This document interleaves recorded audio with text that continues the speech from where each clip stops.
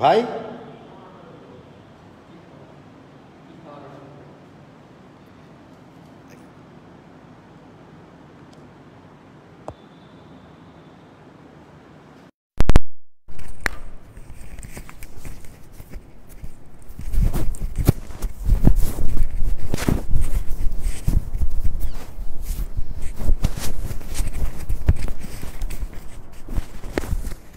প্রাণপ্রিয় শিক্ষার্থী বন্ধুরা, একটু সাউন্ডটা আমরা দেখে নিই, দেখে শুরু করব। আর তোমাদের তো উপস্থিতিগুলো জানোই, হ্যাঁ, একটু তোমাদেরকে বলি। আচ্ছা, সাউন্ডটা একটু দেখে নিই আগে ভাই, দেখে শুরু করব। আর তো একটু সাউন্ডটা দেখে নিই। আচ্ছা, সাউন্ডটা একটু দেখে নিই, ঠিক আছে। তো দেখছো তোমাদের এখন উপস্থিতি। আজকে 11টার সময় খুব জরুরি একটা প্রয়োজন পড়ছিল, এই কারণেই তোমাদের ক্লাসটা আমাকে পিছিয়ে দিতে হলো। তো দেখো, আমি তোমাদের তৃতীয় অধ্যায়ের পরীক্ষা নিয়েছি। ফার্স্ট ইয়ার সেকেন্ড ইয়ার তোমরা যারা আসো, দুই গ্রুপ ব্যাচ কিন্তু একই লিঙ্কে পরীক্ষা নিয়েছি আমি, অথচ পরীক্ষা দিয়েছে মাত্র 290 জন। ভাবতে পারো, তোমাদের প্রায় 1400, ফার্স্ট ইয়ার প্রায় 1100 গ্রুপে স্টুডেন্ট আছে, 1100 আর 1400, প্রায় তার মানে কত 2500 স্টুডেন্ট, অথচ পরীক্ষা দিয়েছে মাত্র 290 জন। অথচ এই তোমরাই কিন্তু আবার লাফালাফি করো বা পরীক্ষা নেন, পরীক্ষা নিচ্ছে না, পরীক্ষা দিব। অথচ অনলাইনে পরীক্ষা খুব বেশি কোনো কঠিন কাজ না কিন্তু, এবং চিন্তা লিঙ্কটা কতক্ষণ পর্যন্ত ওপেন ছিল আর কি, প্রায় 1.5 দিন ধরে ইচ্ছা করলে পরীক্ষা দেওয়া যায়, বাট মানসিক প্রস্তুতি নাই যে দিব না। যতটুকু পারো দিলে তো ক্ষতি নাই, প্রত্যেকটা অ্যান্সারে তো ব্যাখ্যা দেওয়া আছে, তাই না? অন্তত তো তোমরা ব্যাখ্যাগুলো দেখতে পারতা। তো যাক, এখন আমার কাজ এটা, আমি তো দেখতেই পাচ্ছ যে একদম ফার্স্ট ইয়ার পেপারের আর কি, ফার্স্ট পেপারের একদম শেষের দিকে চলে এসেছি, ঠিক আছে? একদম শেষের দিকে। আমরা একটু সিলেবাসটা আগে দেখে নিই। তোমাদের চতুর্থ অধ্যায় বুঝতেই পারছো একদম শেষের দিকে, তাই না? প্রথম অধ্যায় তো আমাদের সিলেবাসে না, দ্বিতীয় হয়ে গেছে, তৃতীয় হয়ে গেছে। এই যে চতুর্থ অধ্যায়, তোমরা নিশ্চয়ই জানো যে এই চতুর্থ অধ্যায়টা কিন্তু ভাইয়া, চতুর্থ অধ্যায়টা ফার্স্ট পেপারের খুবই গুরুত্বপূর্ণ একটা অধ্যায়। এবং এই অধ্যায়ে কি কি আছে বলো দেখি। এই অধ্যায়ে আছে রাসায়নিক গতিবিদ্যা, রাসায়নিক গতিবিদ্যা, রাসায়নিক গতিবিদ্যা। এই গতিবিদ্যা অংশ থেকে ইন্টারমিডিয়েট পরীক্ষায় প্রশ্ন আগেও কম হতো, যা হতো এমসিকিউ, ওকে। আর 2 নাম্বার অংশটা হচ্ছে রাসায়নিক সাম্যাবস্থা, রাসায়নিক সাম্যাবস্থা। 3 নাম্বার হচ্ছে অম্ল ক্ষারক সাম্যাবস্থা। 4 নাম্বারটা হচ্ছে রাসায়নিক বিক্রিয়ায়, রাসায়নিক বিক্রিয়ায় শক্তির রূপান্তর বা পরিবর্তন, যাই বলো না কেন, রাসায়নিক বিক্রিয়ায় শক্তির রূপান্তর। এই রাসায়নিক পরিবর্তন অধ্যায়ে এই 4টা অংশ আছে, 4টা টপিকস আছে। রাসায়নিক গতিবিদ্যা, রাসায়নিক সাম্যাবস্থা, অম্লক্ষারক সাম্যাবস্থা, রাসায়নিক বিক্রিয়ায় শক্তির রূপান্তর। এই যে দেখো, তোমাদের 85-এর মতো স্টুডেন্ট, একটু বলি, তোমরা অনলাইন ক্লাসের প্রতি বিরক্ত, এটা আমি বুঝি, আমরাও যে খুব ভালো তা না, কিন্তু কিচ্ছু বলার নেই, কিচ্ছু করার নেই। দেশের যে পরিস্থিতি, অফলাইন কবে শুরু হয় ভাই এটা একদমই বলা কঠিন। হয়তো অফলাইন শুরু হলে ধুমধাম পরীক্ষা শুরু হয়ে যাবে, এটাও বলা কঠিন। আমি এই জন্য তোমাদের বলেছি যে এই যে অনলাইনে তোমাদের আমি শর্ট সিলেবাসটা পড়াচ্ছি, অফলাইনে টাইম পেলে কিন্তু আবার এগুলো আমরা দেখবো, না হলে কিন্তু যে যতটুকু টাইম পাবো ততটুকুই অফলাইনে আমরা দেখবো। আমি তোমাদেরকে অফলাইন শুরু হলে ছেড়ে দিব, আমার এখানে অনলাইনে যদি শেষ হয়ে যায় তাহলে ছেড়ে দেবো, তা না। যদি পুরো অনলাইনে আমার শেষ হয়ে যায় কোর্সটা, তাহলে অফলাইন ইন্টারমিডিয়েট পরীক্ষা পর্যন্ত প্রয়োজনে আমি তোমাদের রিভাইজ করাবো, এইটা অসুবিধা নাই। কিন্তু সব কিছু নির্ভর করছে আমাদের সময়টা পাওয়ার উপর। কিন্তু আমি এই জন্য তোমাদের সেকেন্ড ইয়ারের গ্রুপের স্টুডেন্টদেরকে বলেছিলাম যে তোমরা যারা অফলাইন আমার কাছে পড়বা, অ্যাডমিশন টেস্ট মনে করছো, তারা তোমার মাস্টার গ্রুপে ভর্তি হয়ে যাও। এই কারণে বলেছিলাম যে তোমরা মাস্টার গ্রুপে ভর্তি হলো তো পরে যখন অফলাইনে ভর্তি হবো তখন পেমেন্টটা ব্যাকই পাবা, মানে তোমরা মাস্টার গ্রুপে কিন্তু ফ্রি ক্লাস করতে পারবা। তো যাক, হয়তো তোমরা সেকেন্ড ইয়ারে আমার যারা স্টুডেন্ট তারা খুব বেশি ভর্তি হওনি, হয়তো একটাই কারণে যে অনলাইন ক্লাসের প্রতি বিরক্ত। এটা এখন তো তোমার ব্যাপার, কিন্তু এই শর্ট সিলেবাসে যেটা চলছে আমাদের তোমাদের এই গ্রুপে, এখানে তো অন্তত কন্টিনিউটি মেনটেন করা উচিত ভাই। মানে আমি কিন্তু বারবার বলছি যে কাউকে কোনো ব্যাপারে দোষ দিয়ে কিন্তু লাভ নাই, যে ফাইনালি কিন্তু ফলাফলটা তোমার উপরে নির্ভর করবে। ওকে, তো যাক আমরা সিলেবাসে ফিরে আসি। যেটা বলছিলাম যে এই অধ্যায়ের এই 4টা টপিক সাইজ এবং ফার্স্ট পেপারের সবচেয়ে মজাদার, সবচেয়ে ইন্টারেস্টিং এবং সবচেয়ে বেসিক অধ্যায় এটা। যারা বুঝে বুঝে পড়ে খুব এনজয় করে এই ক্লাসটা, আর যারা না বুঝে মুখস্থ করতে দেয়, ফাঁকি দেয়, তাদের এই চ্যাপ্টারটা পড়তে ভালো লাগে না। ওকে, তো এই 4টা অংশের মধ্যে আমি বলি, ধরো সিলেবাসে যদি 4টা অংশই থাকতো, এই অংশটা আমি বলি পোলাপানদের সবচেয়ে বেশি গুরুত্বপূর্ণ, মানে রাসায়নিক সাম্যাবস্থা অংশ থেকে সবচেয়ে বেশি প্রশ্ন হয়। এরপর এইটা, তারপর এইটা, তারপর হচ্ছে এইটা। এখান থেকে ব্রড হয় না বললেই চলে, ক নাম্বার খ নাম্বার হয়, আর এমসিকিউ হতো। তো তোমাদের নতুন সিলেবাসে এই 2টা টপিকস একদম বাদই দিয়ে দেওয়া হয়েছে। মানে আগে যখন টোটাল বই সিলেবাসটাতে ছিল তখন এইভাবেই আমরা এই অধ্যায়ের টপিকসগুলোকে র্যাঙ্কিং করতাম, বাট নতুন সিলেবাসে এই 2টা বাদ দিয়ে দেওয়া হয়েছে। এই 2টাই শুধুমাত্র সিলেবাসে আছে, বুঝছো? তো তার মানে কি বুঝলা, সবচেয়ে গুরুত্বপূর্ণ যে 2টা, সেই 2টাই তোমাদের সিলেবাসে আছে। স্নিগ্ধা, এটা বুঝি ভাইয়া যে মাথা ব্যথা করে, তারপরও তোমার পারফরমেন্স তো খুবই ভালো অনলাইনে। হ্যাঁ, উজ্জ্বল ভাইয়ের কাছ থেকে আমি শুনেছি যে সেখানে তুমি খুবই রেগুলার। ওকে, মানে তোমাদের যেমন আমরা জানো একটা অনলাইন ক্লাসে নিলে যে পরিমাণ এনার্জি লস হয়, এইটাতে 5-6টা অফলাইন ক্লাস করানো যায় ভাই, জানো? কিন্তু কিছু বলার নাই, করার নাই, তো বুঝতেই পারছো এই যে ঘরে বন্দি থাকাটাও তো একটা শাস্তি, ঠিক আছে? কিন্তু কি করবা, সবই তো আসলে পরিস্থিতির উপর নির্ভর করছে ভাইয়া। তো যাক, যেটা বলছিলাম, এই 2টা অংশ আমাদের সিলেবাস থেকে বাদ দিয়ে দিয়েছে, তবে অ্যাডমিশন টেস্টে গিয়ে তোমাদেরকে পড়তে হবে, কিছু করার নাই। তাহলে আপাতত এই 2টা টপিক যেহেতু আমাদের সিলেবাস আছে, এই 2টা আমরা পড়বো। তোমাদেরকে একটু সিলেবাস থেকে চোখ বুলাই নিয়ে আসি। এই যে দেখো 4 নাম্বার পর্যন্ত রাসায়নিক গতিবিদ্যা, সেগুলো কিন্তু আমাদের সিলেবাসে নাই। উপমুখী রাসায়নিক বিক্রিয়ার সাম্যাবস্থা এবং ব্যাখ্যা করতে রাসায়নিক বিক্রিয়ার সাম্যাবস্থা, লা সাতেলের নীতি, তার ভর ক্রিয়ার সূত্র, কেপি কেসি, মানে এগুলো সবই আছে, বুঝছো?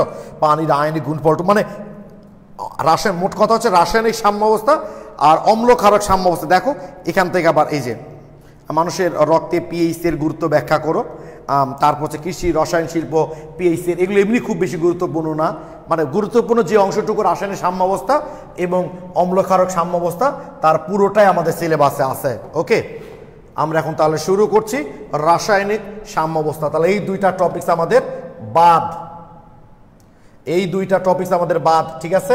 এই 2টা টপিক সিলেবাসে নাই, রাসায়নিক সাম্যাবস্থা আর অম্লক্ষারক সাম্যাবস্থা, এই 2টা সিলেবাসে আছে। আমরা শুরু করছি রাসায়নিক সাম্যাবস্থা দিয়ে। ওকে, রাসায়নিক সাম্যাবস্থার অঙ্কগুলো অনেক পোলাপানি খুব জটিল, খুব কঠিন মনে করে। তোমরা যারা জটিল কঠিন মনে করো, একটু নিয়মিত ক্লাস করো, আমি কনফিডেন্ট তোমাদের কাছে আর জটিল বা কঠিন মনে হবে না। ওকে, জাস্ট একটু রেগুলারিটি মেনটেন করবা। তো রাসায়নিক উভমুখী বিক্রিয়া কাকে বলে তোমরা তো এটা জানোই, যে সকল বিক্রিয়া সাধারণত একদিকে সংঘটিত তারা একমুখী বিক্রিয়া, আর যেসব বিক্রিয়া উভয় দিকে সংঘটিত হয় সেটা হচ্ছে উভমুখী বিক্রিয়া। একটা কথা বলতো ভাই,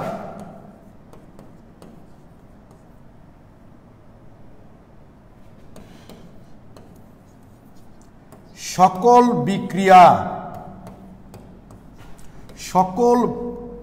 বিক্রিয়া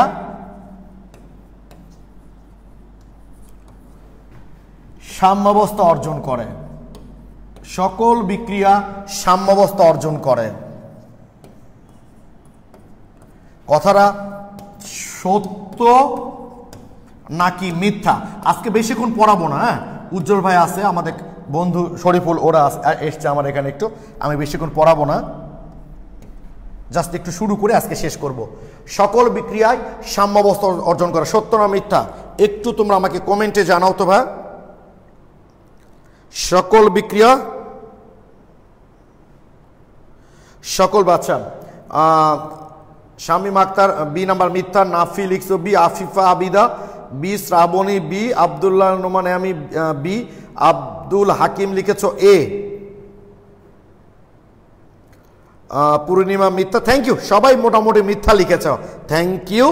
আসলে সকল বিক্রিয়ায় সাম্যাবস্থার দিকে ধাবমান, সকল বিক্রিয়ায় সাম্যাবস্থা অর্জন করতে চাই, এই কথাটা সত্য, কিন্তু সকল বিক্রিয়া সাম্যাবস্থা অর্জন করে এটা মিথ্যা।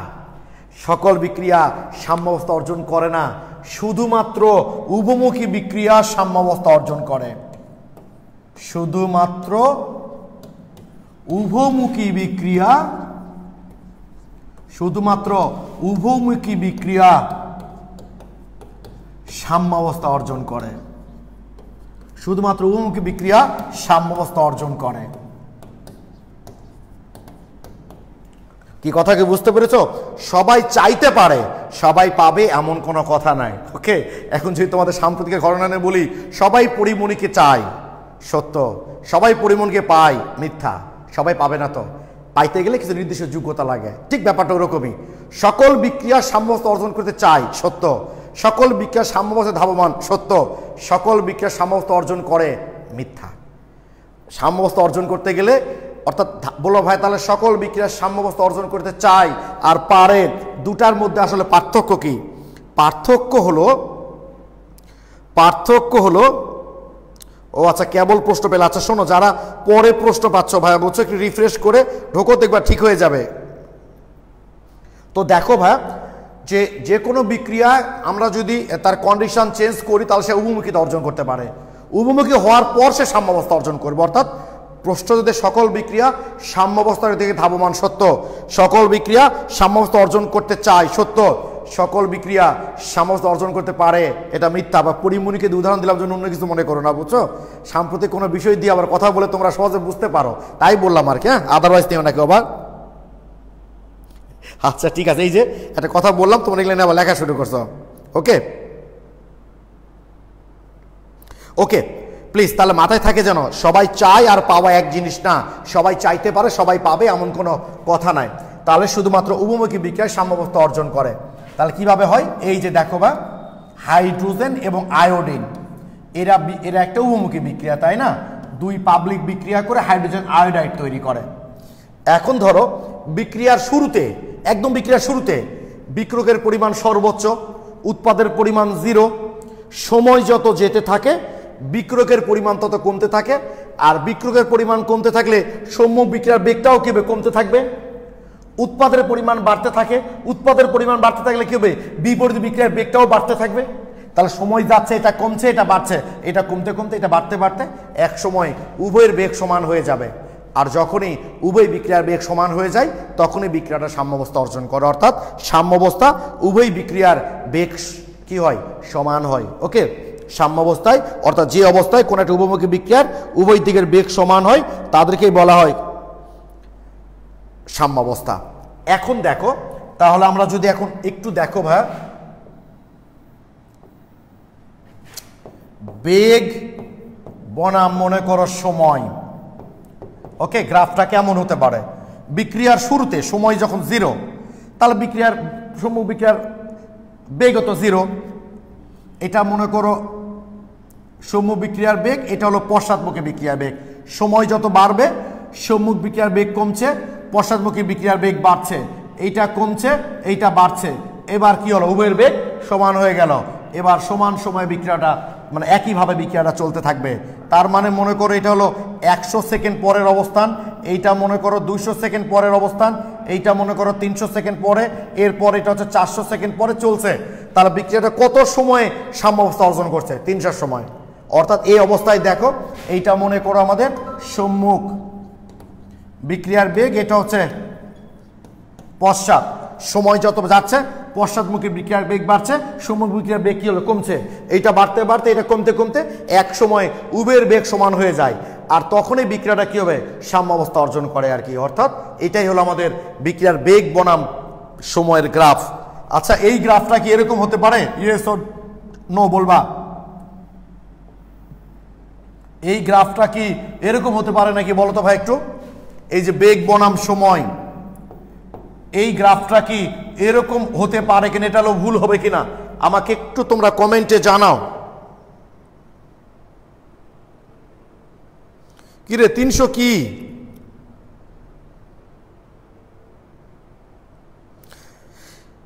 এই যে তোমাদেরকে কোন একটা জিনিস বোঝানোর জন্য কোন একটা উদাহরণ দিলে তোমরা ওটা নিয়েই পড়ে থাকো, এটা হচ্ছে প্রবলেম। আচ্ছা, ইয়েস অর নো বলতে বলছি না। নাফিজা নাওয়ার ইয়েস, দিয়ার ইয়েস, তাসমিয়া রিবা নো, আফসিফা আনাম হ্যাঁ, সৈকত পারে, শ্রাবণী ইয়েস, শামীমা আক্তার ইয়েস, পূর্ণিমা পারে, তাহমিদুল ইসলাম অমি হ্যাঁ না, হাসিব রহমান না। কেন না ভাই? অবশ্যই হতে পারে, কারণ সেটা প্রভাবক ট্রবক কোনো কিছু ব্যবহার করে আমার বিক্রিয়ার বেগ তো কম বেশি হতেই পারে, কিন্তু যেখানেই যাক না কেন দুইটার বেগ সমান আছে কিনা বলো আমার। যে কোনো কারণে ধরো উভয় বিক্রিয়ার বেগই কমে যেতে পারে, উভয় বিক্রিয়া মানে দুটার বেগ সমান আছে, একসঙ্গে কমে গেলে একসঙ্গে বেড়ে গেলে তো কোনো সমস্যা নাই। আমাদের সাম্যাবস্থার সংজ্ঞা হচ্ছে যে অবস্থার পর কোনো বিক্রিয়ার উভয়মুখী বিক্রিয়ার পশ্চাৎ এবং মানে সম্মুখ বেগ উভয়ের বেগ সমান হয়ে যাবে, যে দুটা তো সমান বেগেই চলছে, সুতরাং এই গ্রাফটাও সঠিক। ওকে, জাস্ট মাথায় রাখবা যে বেগ এবং সময় এই গ্রাফটা যে সময় পর যদি সম্মুখী পশ্চাৎমুখী বিক্রিয়া বেগ সমান হয়ে যায় অর্থাৎ একই তালে চলে, তার মানে ওটা সাম্যাবস্থা। ওকে, ক্লিয়ার কিনা বলো। এখন কথা হচ্ছে কি বলতে চাইলাম ভুলে গেলাম, দেখো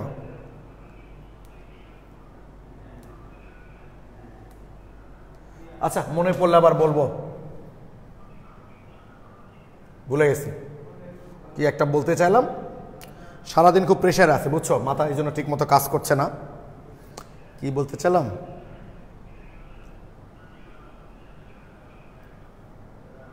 আচ্ছা থাক, পরে মনে পড়লে বলবো আবার। এইবার বলো, একটা গ্রাফ আমরা দেখতে চাই, দাঁড়াও এখন ওটা আমার পিডিএফ করা আছে নাকি জনি, দেখি একটু, থাকলে তো ভালোই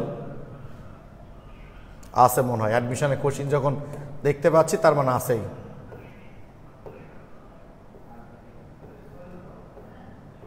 আচ্ছা গ্রাফটা আমি একটু পরে দেখ, মানে প্রশ্নটা পরে দেখায়, আগে আমি একটু তোমাদের এখানে দেখাই দিই। তাহলে এটা হলো বেগ বনাম সময়। হ্যাঁ, তাহলে যে সময় সম্মুখমুখী বিক্রিয়া এবং পশ্চাৎমুখী বিক্রিয়ার উভয় বেগ সমান হয়ে যাবে সেটাই হলো সাম্যাবস্থা। ওকে, এইবার দেখো তো ভাইয়া,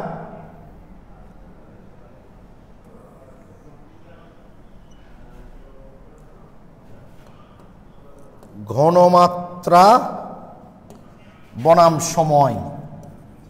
আমি আবারও তোমাদের হেল্প করছি, সাম্যাবস্থায় উভয় বিক্রিয়ার বেগ সমান হবে, বাট উভয় বিক্রিয়ার ঘনমাত্রা সমান হবে তা কিন্তু ভাই না, সমান হইতেও পারে নাও হইতে পারে। মানে বিষয়টা কীরকম, আমি তোমরা ফার্স্টের পোলাপান হলে উদাহরণটা আমি প্রায় ব্যবহার করি, যে আমার কাছে মনে করো ব্যাপারটা কিন্তু এরকম, খেয়াল করো সাম্যাবস্থার ব্যাপারটা কিন্তু এরকম।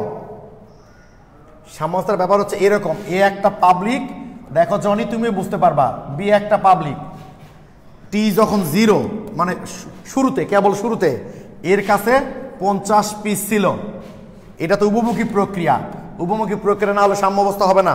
এটা 50 পিস ছিল, ধরো 5 সেকেন্ড পর এ কি করলো, ওকে ওর দিকে 10টা আম ছুঁড়ে মারলো, আর যেহেতু সমান বেগে চলবে মাথায় রাখবে যে সময় 5 মিনিট অতিবাহিত হলে এ ওর দিকে 10টা আম ছুঁড়ে মারলো, আর উভয়মুখী বিক্রিয়া না হলে তো সাম্যাবস্থা হবে না। তাহলে একই সময় এও কিছু আমের দিকে ছুঁড়ে মারবে, এ তখন এর দিকে ছুঁড়ে মারলো 2টা আম। তাহলে ফাইনালি 5 সেকেন্ড পরের কয়টা থাকবে বলো তো, এর 50টা ছিল, এর ছিল 0। 5 সেকেন্ড পর এ ওর দিকে 10টা আম ছুঁড়ে মারছে, ও আবার এর দিকে 2টা ছুঁড়ে দিছে ওখান থেকে, তাহলে এর থাকবে কয়টা, 8টা কমবে, 42টা, এর থাকবে কয়টা, 8টা। কি বুঝতে পেরেছো? এবার 10 সেকেন্ড পর, এবার এ 10টা দিয়েছিল, এবার মনে করো এ এর দিকে দিল 8টা, কারণ কমে যাবে কিছু, এর যেহেতু সংখ্যা কমে গেছে ফলে সোরাও কমে যাবে। এ এর দিকে দিল হচ্ছে 3টা, তা থাকবে কত, তাহলে 42 থেকে 8 দিয়েছিল, তার মানে 34, আবার 3টা ফেরত পেয়েছে, মানে কত 37, আর ওর তাহলে কত হবে 13টা, কারণ 8টা দিয়েছিল 3টা ফেরত দিয়েছে, 13টা। ঠিক আছে, এইবার দেখো, এবার টি যখন মনে করো 15, এ ধরো ওর দিকে দিয়েছে 7টা, এ এর দিকে দিয়েছে 7টা, এ তখন এর দিকে দিয়েছে আবার 4টা, তা থাকবে কত, তাহলে 7টা কমে গেলে 30 আর 34, এর 34, আর ওর থাকবে কত 16। গুড, ঠিক আছে। এইবার টি যখন 20 সেকেন্ড, এ এর দিকে দিল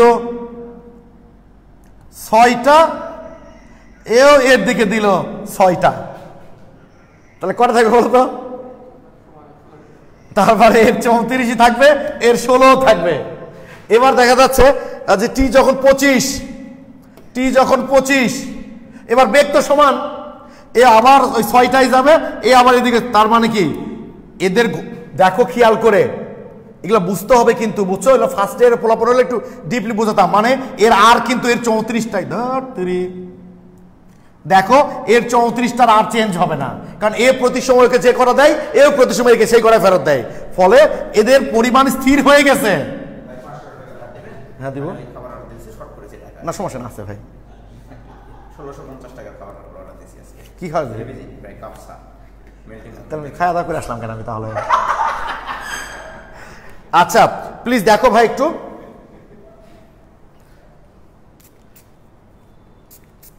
যেটা বলছিলাম যে এখন যেহেতু প্রতি মুহূর্তে এ যতটা আম ওর দিকে ছুড়বে, এও ততটা আম এর দিকে ছুড়বে, মানে উভয়ের সরাসরি পরিমাণটা কি সমান হবে, তাই ঘনমাত্রা স্থির হয়ে গেছে।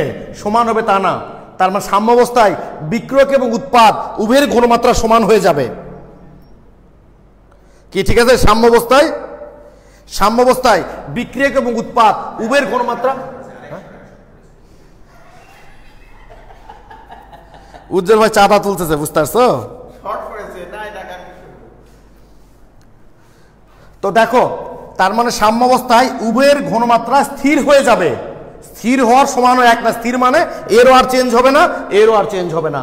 আর তার মানে ঘনমাত্রা আমরা গ্রাফ যখন দেখব যে ঘনমাত্রা বনাম সময়, দেখো তাহলে গ্রাফটা কেমন হবে। এখন দেখো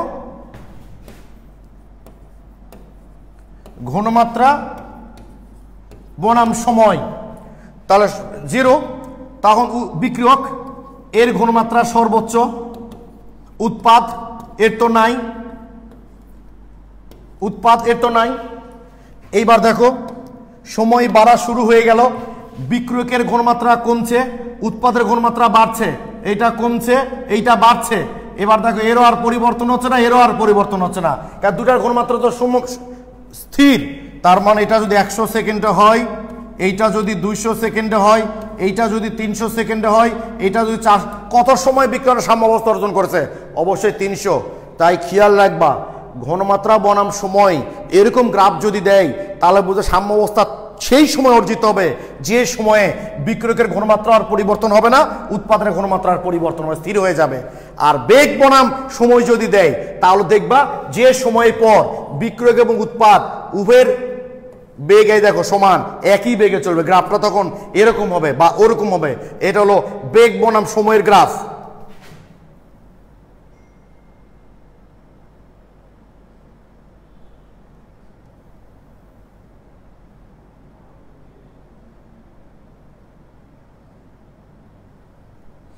এটা হলো বেগ বনাম সময়ের গ্রাফ। আর ঘনমাত্রা বনাম সময় যখন দিবে, তখন যে সময় পর বিক্রিয়কের ঘনমাত্রার পরিবর্তন হবে না, উৎপাদের ঘনমাত্রার পরিবর্তন হবে না, তাহলে বুঝবে ওটাই হলো সাম্যাবস্থা। জাস্ট আমাকে 300 এই জন্য লিখছিলে তোমরা, আচ্ছা থ্যাংক ইউ। এবার প্লিজ একটু কমেন্টে জানাও তো ব্যাপারটা তোমরা ক্লিয়ার কিনা। যদি ক্লিয়ার হও তাহলে একটা এমসিকিউ দেখাবো আর কি।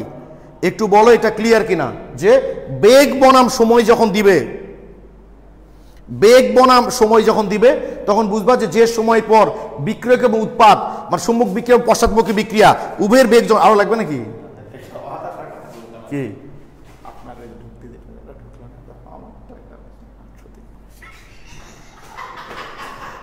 দেখো কি ক্লিয়ার? আচ্ছা থ্যাংক ইউ, সবাই ক্লিয়ার লিখেছো। তাহলে কি বললাম যে বিক্রিয়ক, থ্যাংক ইউ সবাই ক্লিয়ার লিখেছো যে বিক্রিয়ক এবং উৎপাদের মানে ঘনমাত্রা বনাম সময় যখন দিবে, যদি দেখো যে বিক্রিয়ক আর উৎপাদের ঘনমাত্রা যে সময় পর আর পরিবর্তন হবে না, এরকম যদি গ্রাফ দেয়, তাহলে সেটা হবে ঘনমাত্রা বনাম সময়ের গ্রাফ। আর যদি দেখো যে উভয়ের বেগ সমান হচ্ছে, তাহলে ওটা বেগ বনাম সময়ের গ্রাফ। থ্যাংক ইউ, সবাই ক্লিয়ার লিখেছো। এগুলো খুবই প্রাথমিক জিনিস।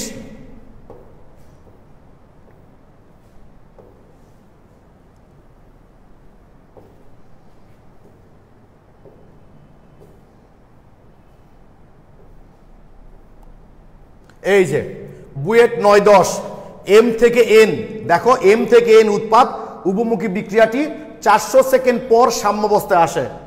নিচের কোন চিত্রটি এম এবং এন এর ঘনমাত্রা প্রদর্শন করে?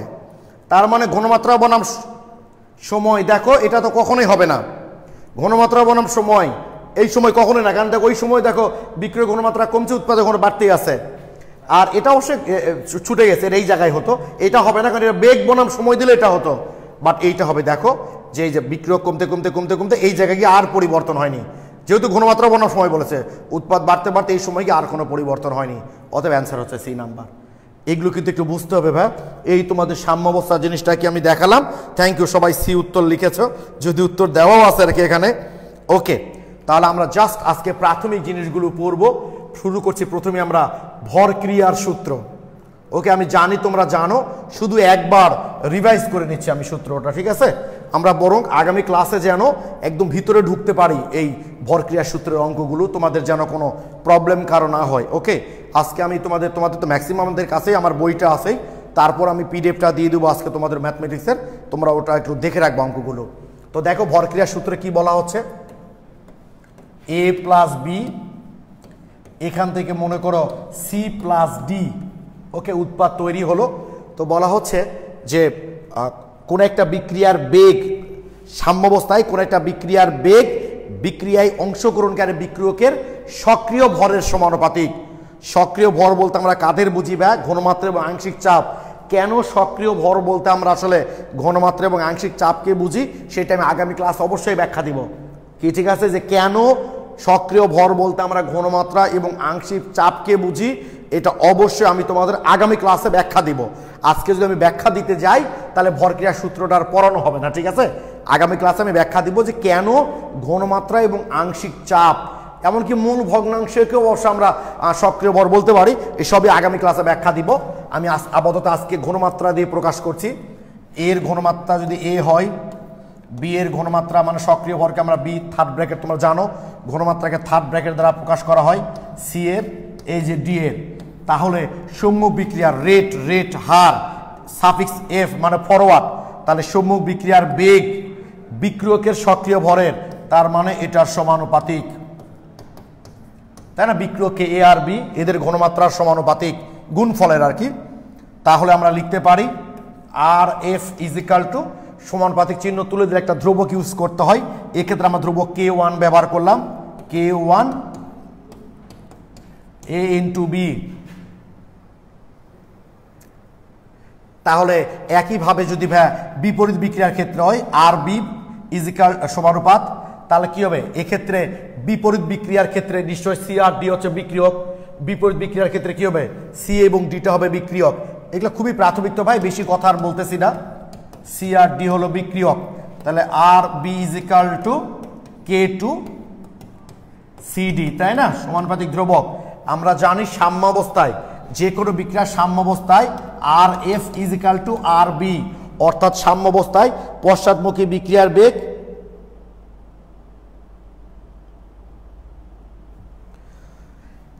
আর f is equal to R b. আচ্ছা, ডি নিয়ে কোনো কথা বলছিলাম ভাইয়া তোমরা? হ্যাঁ, ডিতে তো আর পরিবর্তন হয়নি, ঘনমাত্রা কি কোনো বিক্রিয়ার ক্ষেত্রে সমান থাকতে পারে না? হ্যাঁ পারে ভাই, কিন্তু ডিতে তুমি খেয়াল করো, দেখো ডিতে তো মনে করো, দেখো এই জায়গায় যদি আমাদের সাম্যাবস্থাটা দিত আর কি, তাহলে এটা হয়ে যেত।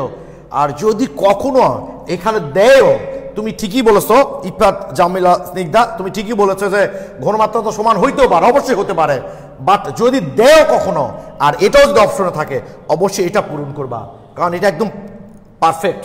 এটা দেখলে অনেক সময় টিচার হয়তো খেয়াল করে না, বুঝছো, যে হতেই তো পারে যে বিক্রিয়ক উৎপাদের ঘনমাত্রা সমান হইতেও পারে, এটা অনেক সময় টিচাররা খেয়াল করে না। ফলে বেগ বনাম সময়ের গ্রাফটা যেহেতু এরকম হয়, অনেক সময় তারা ভুল করে এটা দিয়ে দিতে পারে, এটা দিতে পারে, তাই বলছে সেক্ষেত্রেও এইরকম জিনিসটাই পূরণ করবো আর কি। তবে তোমার উত্তরটা ঠিক আছে, যেরকম তো হতে পারে, বাট এই ক্ষেত্রে তো পরে হয়েছে দেখো, বাট এখানে যদি দেওয়াও থাকতো তবু এটাই পূরণ করতা কি, ঠিক আছে?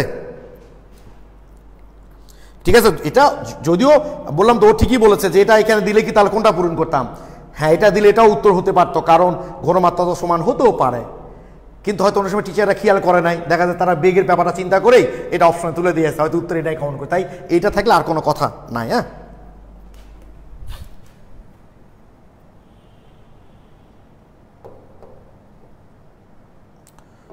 ওকে, আমরা জানি সাম্যাবস্থায় সম্মুখ বিক্রিয়ার বেগ আর পশ্চাৎমুখী বিক্রিয়ার বেগ সমান হয়, তাহলে কি লিখতে পারি আমরা, K one A B is equal to K two CD. ঠিক আছে, তো আমরা ধ্রুবকগুলাকে একদিকে নিই, এটা কে টু সিডি, তার ধ্রুবকগুলাকে একদিকে নিলে কি হবে কেও ওয়ান বাই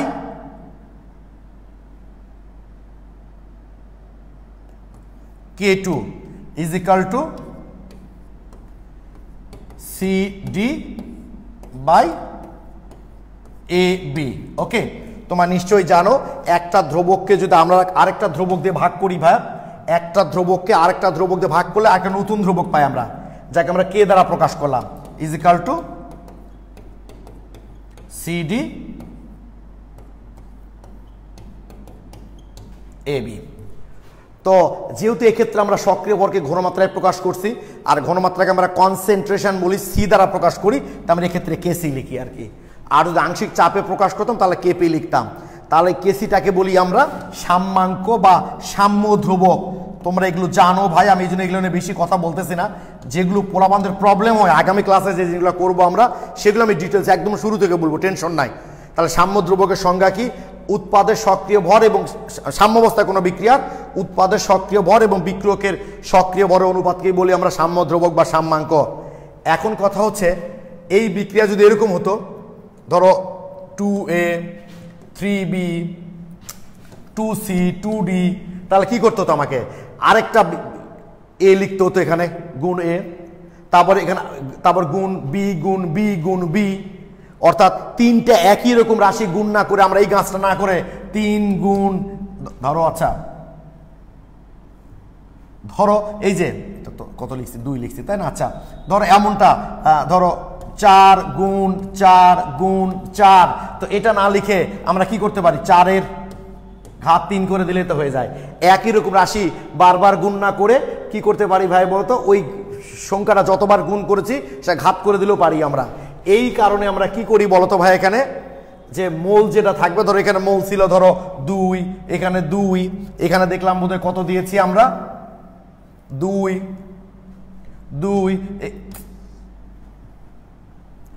এই যে 2 3 কি, ঠিক আছে, জাস্ট মোলগুলা ঘাত হয়ে যায়। এই কারণে মোলগুলা কি হয় ভাই, ঘাত হয়ে যায়। ঠিক আছে,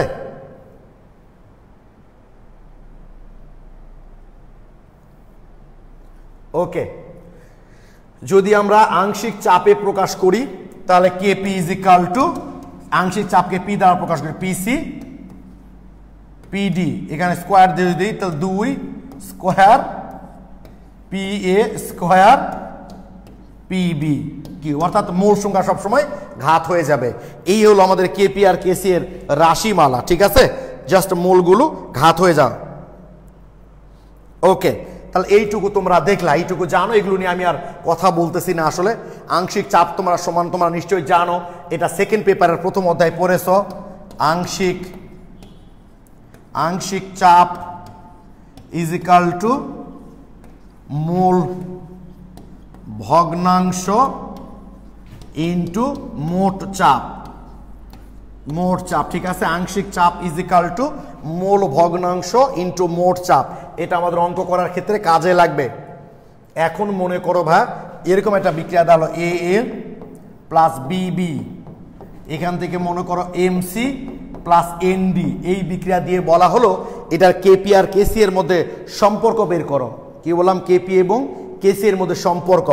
তাহলে কেসি সমান কি লিখতে পারি ভাইয়া, কেসি সমান লিখতে পারি C to the power M D to the power N A to the power A B to the power B. Okay, একইভাবে কেপি সমান কি লিখতে পারি,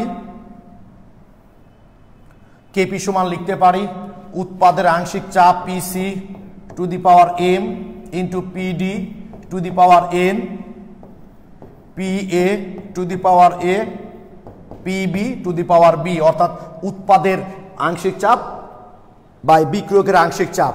তোমরা নিশ্চয়ই জানো ভাইয়া, PV is equal to N R T. তাহলে P is equal to N by V R T, আর এন বাই ভি মানে তো জানোই ঘনমাত্রা, মোলারিটি আমরা সি দ্বারা প্রকাশ করি। দেখছো আমি কেন মোলারিটিকে সি দ্বারা প্রকাশ করি, কেন এস এম এগুলো দ্বারা প্রকাশ করি না? তাহলে আমাকে এখানে ফাইনালি সি লিখতে হতো, n/v সমান c লিখতে হতো। তুমি আবার পরে প্রশ্ন করতে যদি আমি ওখানে s দিতাম যে ভাইয়া ওখানে আপনি সি ওখানে এস দিলেন এখানে সব সি দিলেন কেন, তখন আমাকে বলতে হতো S is equal to C. But সব জায়গায় যদি একই প্রতীক ব্যবহার করি এই কনফিউশনটা আমাদের আসলে হয় না। উজ্জ্বল ভাই, উজ্জ্বল ভাই মাঝে মধ্যে বোর্ড হ্যাং হয়ে যাচ্ছে। বোর্ড আচ্ছা প্লিজ, আমি তো বেকার হয়ে গেছি না এখন। তাহলে ইজিক্যাল টু নতুন পাশ করা ডাক্তারের তুলনায় অভিজ্ঞ রোগী অনেক বেশি জানে, চালাই চালাই এটা অভ্যাস হয়ে গেছে। তাহলে পি সমান কি সিআরটি, তাহলে পি সমান সিআরটি, এটা কার ক্ষেত্রে সি এর ক্ষেত্রে, তাহলে ঘাত সি দিলাম। আর কেন আর সি দিতে হলো না, কারণ আর তো ধ্রুবক আর টি তো স্থির তাপমাত্রায়, ভরক্রিয়ার সূত্রের প্রথমে বলা হয় স্থির তাপমাত্রায় কি, ঠিক আছে, কোন অভিমুখী বিক্রিয়ার সাম্যাবস্থায় বিক্রিয়ার বেগ বিক্রিয়কের সক্রিয় ভরের সমানুপাতিক। তাহলে আর টি তো ধ্রুবক ক্ষেত্রে, এই কারণে ওটা দিলাম না এম। এবার পি এর পরিবর্তে আবার লিখবো সিআরটি, কারণ পি সমান সিআরটি, এটা কার ক্ষেত্রে দেখো তো, জনি ডি এর ক্ষেত্রে, তাই সাফিক্স আকারে ডি দিলাম। তাহলে আর ডি টি ডি লিখলাম না কেন, এই দুটা ধ্রুবক, কারণ আর তো নর্মালি ধ্রুবক আর ভরক্রিয়ার সূত্রটা হয় স্থির তাপমাত্রায় টু দি পাওয়ার এন। তাহলে সিআরটি এটা এর ক্ষেত্রে two the power A, CRT এটা বি এর ক্ষেত্রে টু দি পাওয়ার বি। তোমরা জানো যে বেস যদি একই হয়ে যায় তাহলে ঘাতগুলা কি হয়ে যায়, গুণাকার থাকলে যোগ হয়ে যায়। তাহলে C C to the power M, C D to the power N, আর আর টি তাহলে কি হবে এখানে এম প্লাস এন। এবার এখানে কি হবে তাহলে C A to the power A into C B to the power B, তাহলে আর টিটা কি হবে এখানে এ প্লাস বি, তাই না? তোমার জানো এগুলো না, কথা বলে তোমাদের মূল্যবান সময়টা এমবি সবই নষ্ট করতে চাচ্ছি না। আচ্ছা এবার আমরা সি, তোমরা জানো ঘনমাত্রাকে সি দ্বারা প্রকাশ করে, থার্ড ব্র্যাকেট দ্বারাও প্রকাশ করা হয়। তা আমি যেহেতু এখানে ঘনমাত্রাকে থার্ড ব্র্যাকেট দিয়েছি, তাই এক্ষেত্রে আমি সিটাকে তুলে দিয়ে থার্ড ব্র্যাকেট দিতে চাই। উজ্জ্বল ভাই কোনো সমস্যা আছে? এই সি তুলে দিয়ে থার্ড ব্র্যাকেট দিলে, এই যে সি মান হচ্ছে কনসেন্ট্রেশন, থার্ড ব্র্যাকেট দ্বারা কনসেন্ট্রেশনে বোঝানো হয়, তাহলে দিলেই হলো একটা C to the power M, C তুলে দিয়ে আমি থার্ড ব্র্যাকেট দিলাম, D to the power M, C তুলে দিয়ে আমি থার্ড ব্র্যাকেট দিলাম। আমার থার্ড ব্র্যাকেট না ফার্স্ট ব্র্যাকেট আপনি কিন্তু বুঝতে পারবেন, নাকি কার্বন লিখছি সেটাও আপনি বুঝতে পারবেন না। এই বোঝাটা একটা আর্ট, দেখেন আমার ছেলেবেলে কিন্তু ঠিকই বোঝে এটা কি লিখছি আমি, B to the power B, ঠিক আছে। আর এখানে আর টি,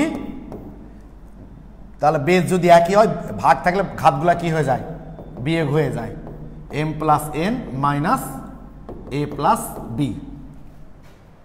তাহলে এটা মানে কি দেখো তো, এইটুকু মানে কি, এইটুকু মানে হচ্ছে কেসি, এইটুকু মানে কি কেসি, তার মানে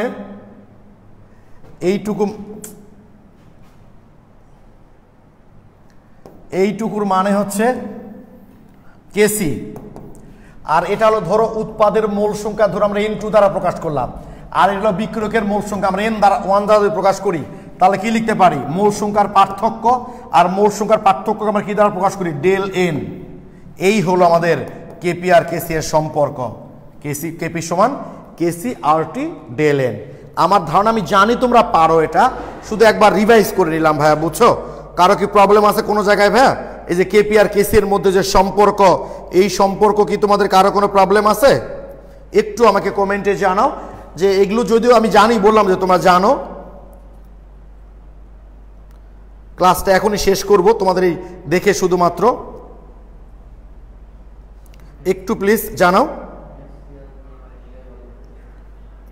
কি বলছে? হ্যাঁ, ও আচ্ছা, থ্যাংক ইউ, সবাই ক্লিয়ার লিখেছো, আজকে ক্লিয়ার লিখেছো। ও আচ্ছা, হাসিবরা 1 বছর, সবাই তাই ভাইয়া। তো দেখো আজকে জাস্ট আমি শুরু করে দিলাম এই অধ্যায়টা। সবচেয়ে গুরুত্বপূর্ণ ক্লাসটা হবে আগামী দিন, যেদিন হবে জানি না সোমবারে ক্লাসটা নিতে পারবো কিনা। এখানে তো আমার যেখানে পড়াই আমি, সেখানে এসে আমার ক্লাসটা নিতে হয়, যেহেতু এই বোর্ড সেট আপটা আমার এখানে দেওয়া আছে, আমার বাসাতে নাই। উজ্জ্বল ভাইয়ের সুবিধা, উজ্জ্বল ভাই 3 তলায় বসবাস করেন, 2 তলায়, যেহেতু তার নিজের বাসা, আমার তার নিজের বাসা নাই, আমি ভাড়া নিয়ে পড়াই আর কি। এই কারণে উজ্জ্বল ভাই নিজের বাসা নিচতলায়, সরি 2 তলায় ওনার এরকম ক্লাসরুম বোর্ড সেট করা আছে, 3 তলায় উনি থাকেন, ফলে ক্লাসটা সুবিধা। আর আমার তো এসে নিতে হয়, যদি সোমবার দিন আমি বের হতে না পারি, দেখি তোমাদের বাসায় আমি একটা হোয়াইট বোর্ড সেট করে হোয়াইট বোর্ডে ক্লাস নিতে পারি, আর চেষ্টা করে যদি বের হয়ে আসতে পারি তাহলে ক্লাসটা এখানে নিব। আমার তবে কথা হচ্ছে সামনে যে ক্লাসটা নিব সেই ক্লাসটা তোমাদের খুবই গুরুত্বপূর্ণ। সেখানে কি হবে একটু বলি। এই যে ছোটোখাটো ব্যাপারগুলো, যে কেন আমরা ঘনমাত্রাকে আংশিক চাপ বলছি, সরি সক্রিয় ভর বলছি, আংশিক চাপকে কেন সক্রিয় ভর বলছি, বা এই যে ভরক্রিয়া সূত্রে যে অঙ্কগুলো আছে, যে অঙ্কগুলো করতে গেলে পোলাপানদের চোখের জল আর নাকের জল এক হয়ে যায়, আমি কনফিডেন্ট এখানে ক্লাস করার পর তোমাদেরকে আর এই ঘটনাটা ঘটবে না। ওকে, আজ আর বেশিক্ষণ নিচ্ছি না, আমারও প্রচণ্ড মাথা ব্যথা করছে, সকাল থেকে কাজ করছিলাম। সবাই ভালো থেকো, সুস্থ থেকো, সবার জন্য শুভকামনা রইল। আসসালামু আলাইকুম।